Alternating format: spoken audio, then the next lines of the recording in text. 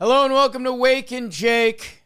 Oh my God, you're catching me at a funny time, people. I told you it was going to be a funky schedule this week because you're seeing us everywhere. We're doing Talking Yanks every day, talking baseball every day. And Wake and Jake, if I did it on Wednesday, I would have had one game, which I could have deep dove into those, sure. As I'm recording right now, it's 6:30 p.m. The Padres are down 2-0 to the Cubs. We'll make some dangerous assumptions there. And it's leaving open the nightcap, an 8 p.m. Yankees-Red Sox game.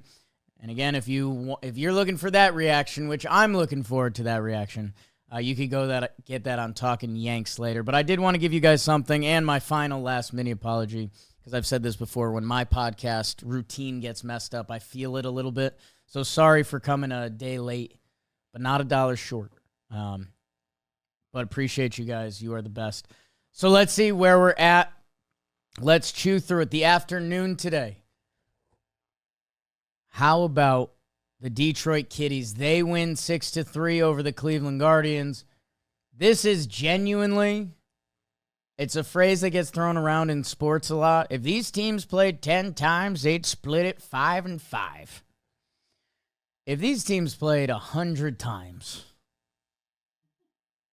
what changes? Guardians, they have the incredible regular season comeback. Detroit blows the 15.5 regular season lead and gives up home field. And for what? They win on Scooble Day as they go Scooble to the closer, Will Vest. They win today it's 1-1 going into the 7th. Are you shocked? Have you seen that before? I have. A big 4-run inning. They keep passing the baton after Dylan Dingler. Ding dong. Ding ding da ding ding dong. If you hear me before you see me, I got ding dong in the trunk. Fire song. Underappreciated. And that 7th inning, it was their not only... And we talked about this with the divisional matchups where it just felt off, and maybe I'll be complaining about this in a little bit. What ended up becoming interesting was that these teams know each other so well, from the starters, the bullpens, the lineup, to the managerial decisions. When you're going to pinch hit, when you're going to make the move. That we saw in Game 2 of this series, there was a couple decisions where the managers were like playing fake hands. They had a poker face on, that they were trying to intentionally not do the move they thought the other manager would do. So the cat and mouse game this time of year gets multiplied. And yeah, it's all these series are sick that they cannot go more than 3 games.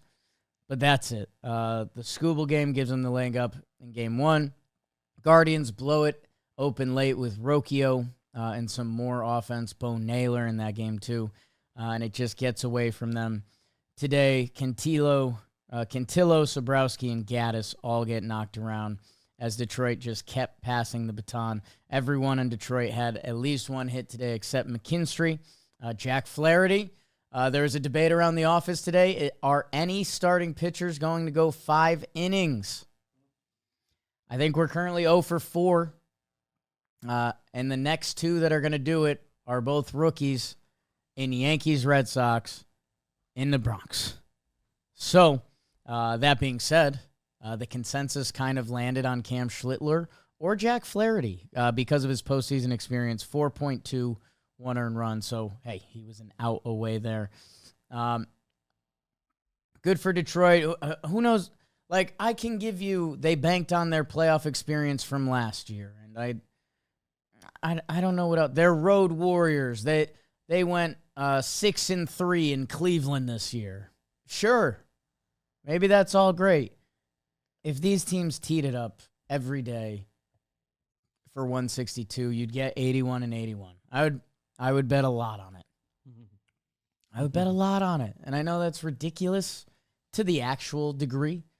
But was every game of this series 1-1 going into the 7th inning? Quick double check on that. Because in my head, it was. Let's see. Game 2, 1-1 in the 7th. Yep. Game 1, Scooble Day. Click the wrong button. Box score. The Tigers scored their second. So, yes. Going into the 7th, 1-1. And in a half rude way, after seeing what the Dodgers did to the Cincinnati Reds, there's a little bit of me that wishes the Dodgers played one of these teams. Because it's just such a different caliber. Like we do the baseball any given day, right? Yes, when it's a fair fight. And when it's not the playoffs, when you're only using your best pitchers, yes, any given day is a lot more in play. Any given day for these games. And again, go ask Cincinnati, who actually in that second game they had more of a chance after what looked like a Game 1 fan appreciation game. Hey, Dodgers fans, why don't you come down? You want to see Blake Snell strike him out? You want to see Shohei homer? How about twice? You want to see Teoscar homer? How about twice? Here's October Tommy. Sorry, Reds fans, that you have to relive that. And again, they had action on the bases in the middle of the game. Terry Francona, some questionable pitching decisions. They end up losing Game 2 behind Zach Littell and Nick Martinez. When Lodolo only throws 1.2 innings in that game, Chase Burns comes out late, and he looks good too. That I believe this is through Trevor Plouffe via Chris Rose. They said that one of Tito's flaws as a manager is he has his guys, and that's it. And they said Nick Martinez is just his guy, bouncing from the rotation, the bullpen. There was an interview earlier this year, Nick Martinez, I think he threw a complete game shutout, and he was drinking a beer during his interview, which you don't see the modern athlete doing that as much as they used to. Tito went with his guy. The Reds were supposed to go toe-to-toe with them pitching-wise. And the other caveat is that it's who are you pitching to, which the Dodgers had a completely different, dominant lineup, soup to nuts. Kike Hernandez in the playoffs is a different cat, whatever that is. And that's before all the MVP, Hall of Famer types that you have to go through in the Dodgers. Snell looks great. Yamamoto looks great. The only runs he gives out is on a Teoscar error. Dodgers bullpen somehow found a way to look bad in an 8-2 game. The only story out of there is Roki Sasaki has looked good, and people believe he is currently the Dodgers closer.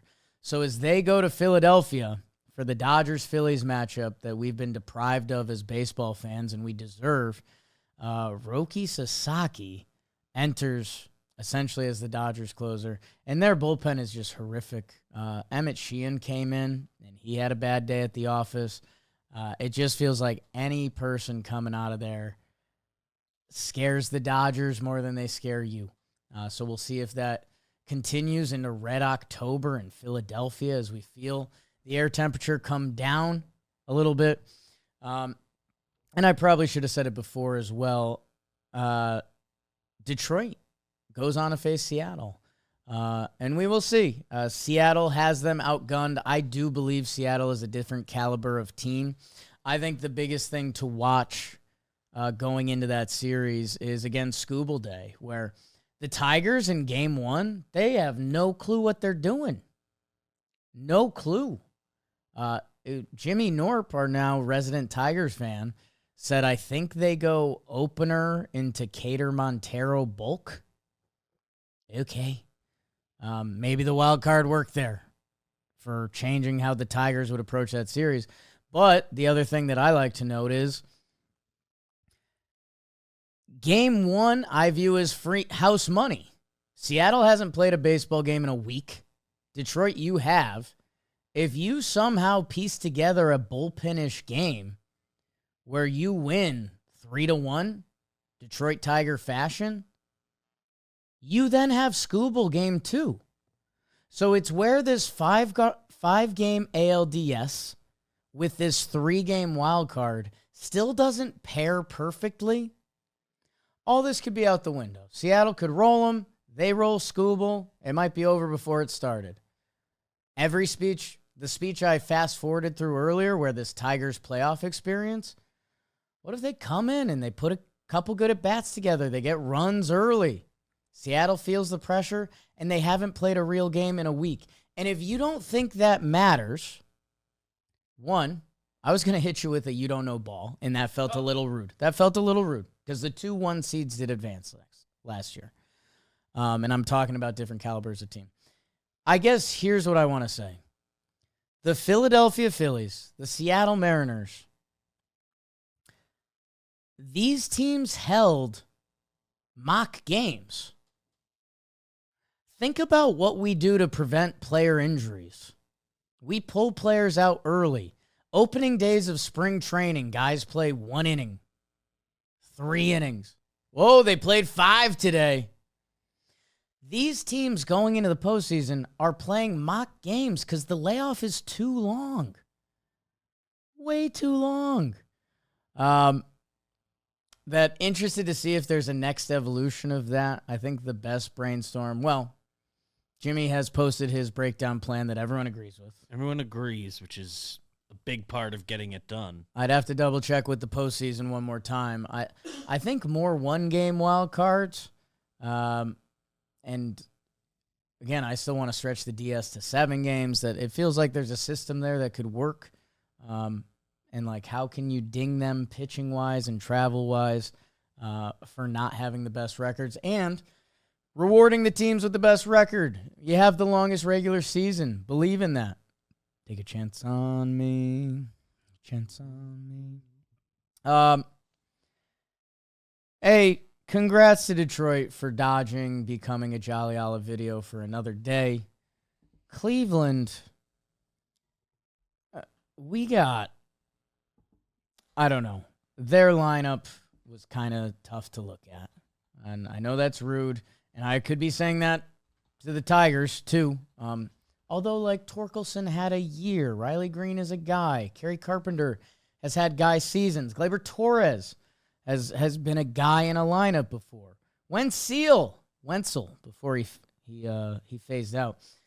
I mean, Cleveland in this final game, we had it. We had our rookie debut, Chase DeLauder, who was off the board for us because I think he's only played 40 AAA games. Yeah. And he was hurt. Like, his action before coming into playoff baseball, I believe, was Arizona just fall training, just at the facility. And he gets thrown into playoff at-bats. Good for him. He gets a hit today. He had a bad defensive playing game, too. He had a nice defensive throwing game, too. I get forward to him in the future because this year's over from Cleveland. Hey, they gave their fans a fun final month and a half. Detroit did not, but they're moving on to Seattle. Let's see what that looks like. I will try to dodge San Diego, Chicago as long as I can. Live, Wandy Peralta just gets out of a runner on second. Wandy. People forget he threatened to fight me online in a fun way. And It just seemed like something he wanted to in do. a tasteful, two buddies, put me in a casual headlock kind of way. Padres are down 2-0, so I feel icky talking. How about this? I'll talk about it. Oh, God. Cubs fans don't want that. I was just going to say I'm going to talk about it like it's going to stand. My God. That's a nightmare if you're a Cubs fan. Here's what I will say. In the first 2 games of this series, if you only scored 1 run or less, you lost. 3 runs won you the first 2 games.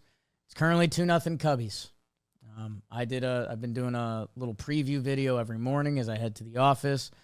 For this one, for Guardians, I said I think Guardians Tigers, someone's going to get late runs because of that division familiarity and the playoff game 3 familiarity where you're only seeing the best relievers. It's the relievers' first time this season, some of them throwing 3 days in a row, that you're getting relievers at their weakest moment. You have the most familiarity you've had with them all season. It's a recipe for late runs. Now, that being said, the relievers we're going to see the rest of the way for Chicago and San Diego. Jameson Taillon, 4-shut piece, by the way. How do you like that? Good for him. Didn't know he was getting a playoff start. And that was me talking to him face-to-face a week and a half ago. Let's see how it goes. Again, this one was the tough. Well, I just said that Tigers Guardians was 81-81 if they played a full season. I guess that's a separate issue because I think both of these teams could go on a legit playoff run. The Padres flexed their bullpen in game 1. The Cubs, different name value. They flexed their bullpen in game 2. We're going to find out if it holds up. If you're a Cubs fan who's sad right now because the Padres came back on you and you're listening to this, I'm so sorry. If you're a Cubs fan that just won, congratulations. Good for you. You're going on to face Milwaukee. Craig Counsell, Pat Murphy, fire me up, the mighty Midwest, San Diego. If they come back, they become the favorite over the Brewers, just for the talent and the name power they have on that team. Let's see. I feel sad talking about it right now, and it's the only problem about doing Wake and Jake right now because there is a Yankees-Red Sox live stream coming up. And before I get into Yankees-Red Sox Game 3, let me tell you about Arena Club. Arena Club. October baseball is all about big swings and clutch moments. Arena Club brings that same excitement to card collecting, ripping a pack during the postseason. Feels just like watching Judge go yard or Ohtani shutting down a lineup. Arena Club slab packs equal one real graded card. Instantly revealed. Skip the old cycle of ripping, grading, and waiting weeks. Your card appears digitally right away and you decide to do next. Whether it's sell, trade, auction, hold, or ship your collection. Packs start at $25 and go up to $1,000 plus with grails worth 20 times that or more. Arena Club shows you the full checklist odds before you rip, meaning there's complete transparency. Whether you're just starting a collection, building it like a dynasty team, Arena Club is the best place to do it. Past grails have included cards worth tens of thousands. Your October pull could be just as legendary. Don't just watch October baseball. Collect it. Go to arenaclub.com/WakeandJake. Use code WakeandJake. Get 20% off your first slab pack. That's a nice deal on that. Wake and Jake. Go check it out at the Arena Club. New presenting sponsor? The new presenting sponsor of Wake and Jake. Okay, best friends. The Yankees and the Red Sox. What do you say, he says, in a corny way. Yankees get crocheted in game 1. They also did a lot of stuff to their lineup that Yankee fans get to question, and maybe they're over-questioning because if they had more lefties in the lineup, I don't think that would have been a problem for Crochet. And I don't know, Super, if it would have been a problem for Chapman at the end of the game, even though the Yankees were right there. There's an argument that if you saved one or two righties, you could have dropped them in that moment versus Chapman. Stanton had 2 opportunities that could have changed the game. They didn't happen. Crochet and Chapman's been the best reliever in baseball. Crochet's been the second best or third best starting pitcher in baseball. It happened. You couldn't say any of that unless the Yankees won game 2, which they went out and did. They got to put in their lefty lineup, Ben Rice with a 2-run homer. Instantly, the game is still tied late. Austin Wells with a big hit. Jazz Chisholm running the bases. And the bullpen holds for the New York Yankees, which hasn't been the story for them as Trevor's story, having a phenomenal series so far for Boston.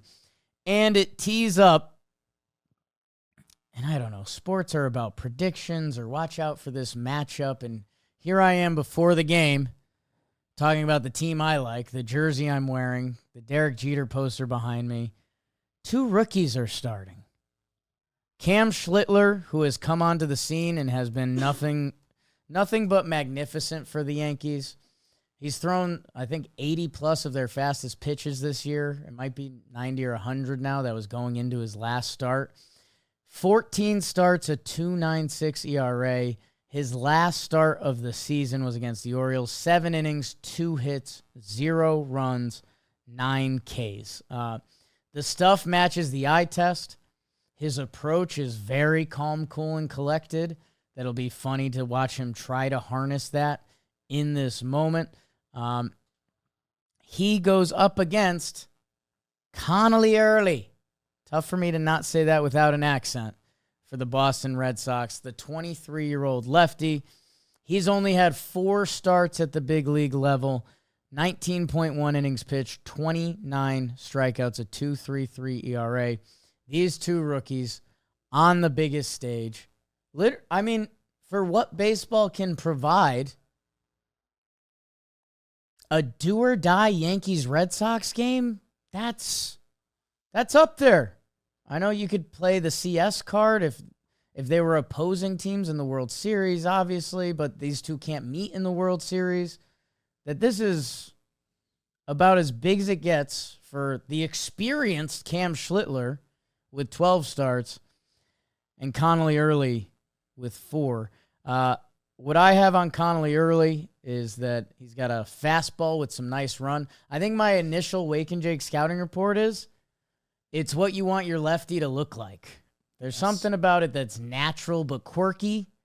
The slider bangs. The fastball's got some juice to it. Lefties have really struggled with him this year. And righties haven't done particularly well either. And it's how much are both teams going to muddy it up. It's obviously all hands on deck. It's do or do not. There is no try. Win or go home. All of the corny stuff. Peyton Tolley, another young lefty who got called up for the Red Sox this year that they were excited for. Partially because of arm talent. He was pumping 97 in last night's game. Also just kind of a silly guy. He's got the mustache going, fun personality, and a real prospect. Give Heim some time, people. Peyton Tolley came up, and Red Sox fans were kind of excited. They were like, yeah, Tolley, all right. We like him. Let's see what he's got. Started off hot, fizzled out a little bit. When Connolly Early got called up, there's a few Red Sox fans were like, he's the one. It's not in the nice way to Tolley. Connolly Early. There's a gentleman named Patrick in our office. Nice guy, quiet guy, Red Sox fan. He's one of the guys that gave that scouting report. His audio doesn't peak a lot. Pretty flat line. Mm-hmm. He started peaking with Connolly Early. So I think Red Sox fans feel pretty good. They've got Cora. They like Connolly Early. Chapman didn't throw yesterday. So who knows? He could be in line for loose. He could be in line for 2.1 today. I have no idea if Connolly Early is one time through. I don't know if he's 6 innings. I don't think Red Sox. No. Cam Schlittler, you could probably say the same thing, right? Yankees really think they need a big effort from him because their bullpen has been scary. I don't know what it's going to come down to. A couple plays. It's one of my signature lines when it comes to baseball. You can bet on any game in baseball with the DraftKings Sportsbook. When you go to bet on any game in baseball, in football, hey, the Rams are playing the Niners tonight and Mac Jones is playing. It's 8.5. Jets Cowboys. It's a 1.5 spread. Every baseball game spread is -1.5. That means the game gets decided normally on a couple pitches or plays. And it's Yankees Red Sox. And it's an 8 p.m. game. It's the first chilly game. It's everything you want, and it's nothing you want as a fan, unless your team wins. And coming into last night's game, Boston had won 9 out of 10 playoff games against the Yankees. Yeah. I think they were 10-4 against the Yankees this season. You guys know I'm a big Ryan Russillo fan, who he's got an interesting relationship with baseball. He used to be addicted. He's kind of out of it. That he's more fair weather, which for him still means he's a bigger fan than most people would be. That he was talking, and he's a little older than me, that he was talking about, how much he used to hate the Yankees and how leading up until the year 2003, if a ball was going to hit the foul line, it was for the Yankees. If a call was going to get missed, it was for the Yankees. If a reliever had to see one more batter, the Yankees were going to take advantage of. It was Yankees, Yankees, Yankees. Since 2004, it hasn't been that. Joe's McFly FaceTimed his son after the Yankees lost Game 1, and Noah, shout out, was talking about how the Yankees always lose these games. He doesn't know. Dad, why'd they lose in the playoffs for the 15th time in a row? That was Noah's question, and it's a fair one. And this game, I was going to say it feels like it means a lot more. It's a deciding game. It's Yankees-Red Sox. I guess from the Yankee perspective, which I can provide better from the Red Sox perspective, which I don't even think a lot of Yankee fans have let their mind go here. This is, in theory, baseball happens quick. This is probably the weakest the Red Sox are over the next few years. There's a crop coming up, and early returns are strong. Injuries change that. Baseball happens. Crochet and blah, blah, blah, all of it. There's a chance the Red Sox are on the up. How about that? It looks like it's pointing up. The Yankees, if you want to play a different game, Judge is turning 34 next year. Cole is going to be 35 and coming off TJ. Like, they're big contracts. You get big contracts because you were really good when you were young, and those haven't always aged well. I can point to G. Max Fried's starting one. He looks incredible. We don't have to do the whole thing right now. Sure. But the Red Sox seem like they're on the up and up. Roman Anthony's out for this series. It's supposed to be Lucas Giolito today. Hopefully you look back on that and say the Yankees, I don't want to say got lucky, but got the right opportunity. And they have been the better team all year. That it comes down to a 3-game set. And I think if it was 5, 7, 9, the Yankees would have been favored more coming into this series. But Garrett Crochet was one of the games. And look what the Kitties just did. Crochet and Scooble, same. That a couple swings, a bad defensive play, an inning that continues for whatever reason is probably going to be the difference. Because one pitcher is only going to get in so much trouble. We're going to the bullpen over and over. If it becomes a slugfest, you like to think it's the Yankees.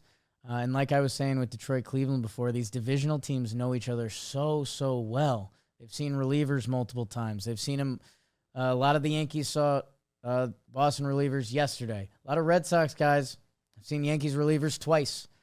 So if it's close late, that probably favors Boston just because they've seen the Yankee relievers twice. You can play home field. You can play ghost on both sides of these teams now.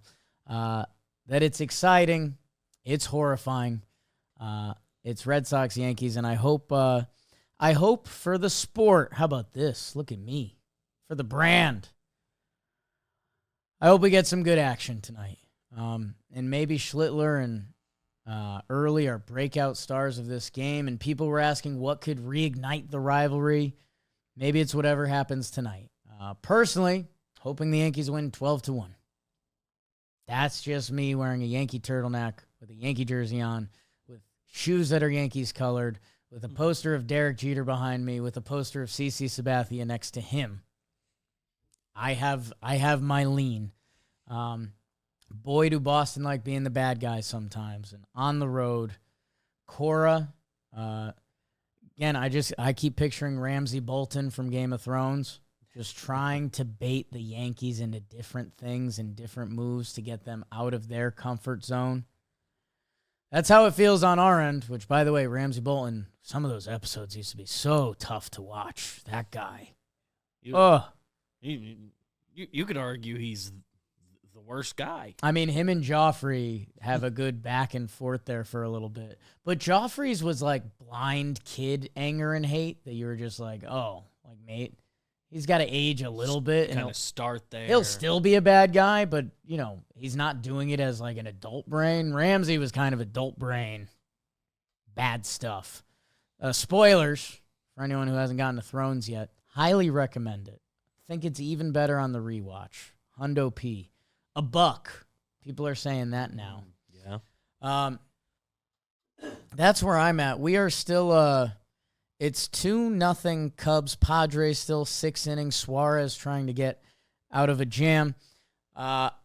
I guess I'm not going to really have too much playoff preview stuff for you guys. I guess it was teed up kind of going into these series. Red Sox, Yankees versus the Blue Jays is more crazy divisional stuff that I think all three of those teams can win a series against each other. Easy. A lot of talent. Boston, Toronto, I would expect some high scores, except Crochet Day, because that guy feels like he's on a very special moment right now. And let's see what the rest of this postseason has to offer us. I very much hope I get to talk more Yankees with you guys. If not, or if your team loses, how about this? This is a new thing we have. We are with Nike now. This jersey's Nike. My shoes are Nike. So there's a link in the description. You're going to buy Nike stuff. Just click the link. It helps them. It helps us. So thank you to Nike for being with John Boy Media. Think about that shit. And this is a little bit of me, and I put it in the Insta story before. Pretty weird. I'm views and follows matter in our line of business. And Sure. Thanks to all the Wake and Jake Bakers. I think we just hit 32K subs. The MLB playoffs are set episode at 28K as of 3 days later. You guys are awesome. I love you and thank you. The past 2 days on Instagram, because there was 2 Yankees Red Sox games, I gained, I think, 1,400 Insta followers. Nice. Cool, right? Like, and again, that's not in a douchey way. It's a content creator trying to build this company way. I just want you to think about what it means to our company now and what it means to us if the Yankees play 3 games or if the Yankees play 12 games, 16 games. There's kind of a multiplier there that's insane. And it's nobody's business. And I get the Yankees can't go. It is our business. It is our business, actually. That's where we're headed on. That's the whole point. We can't control that. And I know the Yankees aren't going to go far every year. Just a weird thing. Just a weird thing combining business and pleasure, as they say. Yeah. They say be careful about that. And we sure have not. And you're going to see that in the live stream tonight. If you've never watched them, go watch them. They are a silly, beautiful, panicky world that we have created. I thought I wasn't going to dangle football out. I will do it in a 5-minute whip around because let's be honest, if there's ever a time my brain is in a different place, I guess I'm just teeing myself. Rams, Niners tonight, both 3-1. Did you know? One of those teams will be 4-1. Rams big favor because of Mac Jones as the backup. Trevor Plouffe will be in attendance. Wow. So that might affect you. 8.5 points divisional game. Give me the Niners. Your Sunday slate. London game. Vikes are still there, people. They were there last week. They stayed. The Cleveland Browns are joining them. This has a big chance of bad European game. The Browns defense is grading out really well this year. Carson Wentz is twirling it for the Vikings. Their second week in London. The Browns just flying over. Grab your coffee and watch, but big chance to be ugly. At 1 p.m., Raiders, Colts. I'm good. Giants, Saints in New Orleans. Jackson Dart. Second start. Rhyme. Wow. New Orleans 1.5 point favorite. They don't have a win yet. Rattler has been playing better than you might expect, which still you might not expect. Well, I don't know. No thanks. Jets, Cowboys, no thanks. Give me the points. Into it. I think that Cowboys defense is all-time bad. I think everyone's talking about it. Jets, not favored. It's a really good spot for them to get their first win. We'll see if it happens. Cowboys coming off the tie, if you remember. Eagles, Broncos. Fishy line. Eagles minus 3.5 even. I don't know. I took the Eagles and are against the spread league. I do think they're just a much better team. I do think the Broncos, who had loftier goals this year, and the undefeated Eagles, what are you two teams playing for? The Broncos have a little more to play for. Eagles coming off a tough Bucs game. Fishy line, I feel like I'm going to lose the against the spread league. I don't think the Eagles are going to lose. Panthers, Dolphins, no thank you. Ravens, Texans, not really. Can you believe that? 4 p.m., Titans, Cardinals. Kind of a pass. Titans have been historically bad. People think they're going to double up the 1 pick, which has not happened a lot. Buccaneers, Seahawks. Here's a fun one. Different parts of the country. Seahawks -3.5. Kind of like the Bucs, although they had to travel a long way. Seattle, a good home field advantage. You guys know I believe in Seattle's head coach. I believe in what they're doing there. Kenneth Walker III, a.k.a. K9, one of our favorite nicknames. Bucs, couple injuries. Another fishy line. I would stay away from it, but I believe that's going to be a fun football game. Lions, Bengals. Bengals offensive line looks like the worst one ever. Some of the screenshots online are, oh my God. And I know football can be tricky with screenshots sometimes. Not with this D-line. Scary. Lions favored by 10.5 on the road. Wooga. Commanders, Chargers. Go, Chargers, go. Chargers trying to bounce back out off their loss to the G-Men. And they've lost both tackles now, which that is just something. I heard someone phrase it really well. They said if you're any NFL team, if you lose too many players at the same position, it's just really hard to win. And it makes sense, right? Like you can pretty much name all the. I think the only one that doesn't pass is linebackers. Yeah. It's kind of the only one. There's a lot of meatheads that you could assign to a linebacker role, and there's so many defensive backs you need on the field now. And you need defensive line pressure, and you need a good O-line, and you need, it's kind of true that is going to be a big what to watch for them. Is Jaden Daniels back this week? I believe he's Probable. Supposed to be, but Lamar won't be. Probable. So we got an East team going west there. Chargers looking to bounce back. That's an interesting one. I expect chaos from that game. I don't know in which direction. And then Bills, Patriots. Sunday night football. There are some stats out there that really like Drake May. Boy, would they like a signature win against the undefeated Bills in Buffalo. 7.5 feels like too many points. I think I'll be on New England. Chiefs, Jaguars on Monday night. So if you're looking for a football watching schedule, honestly, that 1 p.m. Sunday, a little light. Bucs, Seahawks, I think is good, borderline Super Bowl hype team football. And I think Bills, Patriots will actually be fun Sunday night. So maybe we'll save it for then. We will see where baseball is at. Your first week of buys. Falcons, Bears, Packers, Steelers. Set those fantasy lineups. We will be back Monday.